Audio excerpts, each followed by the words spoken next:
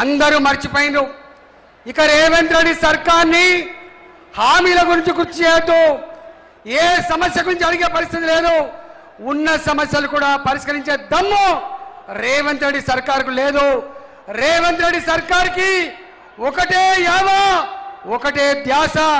హైదరాబాద్లో ఉన్న లక్షల కోట్ల విలువ చేసే భూములని అడ్డగోలుగా అమ్ముకొని, అడ్డగోలుగా ల్యాండ్ మాఫియా ఆక్రమించుకొని వేల కోట్ల రూపాయలు కాంగ్రెస్ పార్టీ ఢిల్లీ హైకమాండ్కు పంపించే ప్రయత్నం చేస్తా ఉన్నారు.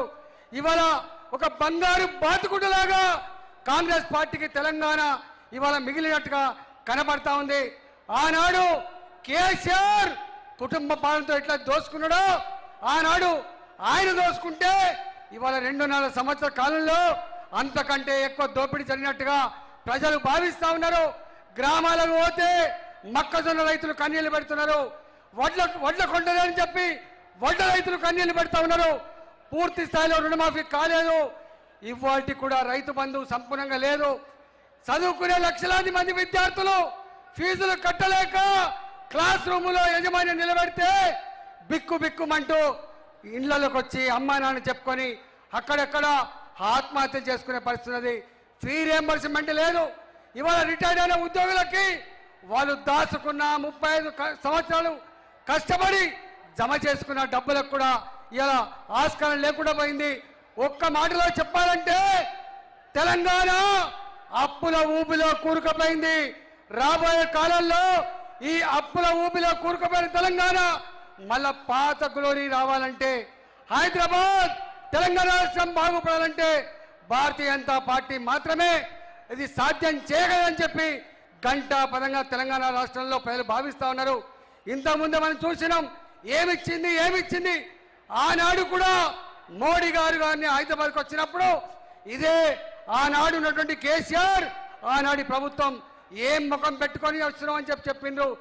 ఏం ముఖం పెట్టుకొని వస్తున్నాం అని చెప్పిన ఆనాటి కేసీఆర్ ప్రభుత్వాన్ని బొందబెట్టిండ్రు తెలంగాణ ప్రజలు. మళ్ళీ ఇవాళ కూడా అబద్ధాలు ఆడుతున్నారు. ఒకవైపు ఏమో ఇవాళ 9,400 కోట్ల రూపాయలతో అభివృద్ధి పథకాలని జాతికి అంకితం చేస్తే ఇవాళ యాడ్ ఇచ్చుకుంటా ఉన్నారు. మళ్ళీ మోడీ గారు వెళ్ళిపోయిన తర్వాత మళ్ళీ ఒకటే పాట, 8 మంది ఎంపీలను గెలిపిస్తే ఏమరుగబెట్టిందని చెప్పి మాట్లాడుతున్నారు. 8 మంది ఎంపీలను గెలిపిస్తే ఇవాళ తెలంగాణలో ఎన్ని వేల కిలోమీటర్ల నేషనల్ హైవేస్ వెళ్తున్నాయి. కాజీపేట కోచ్ ఫ్యాక్టరీ ఎవడ కోసం అని చెప్పి మాట్లాడుతున్నావు.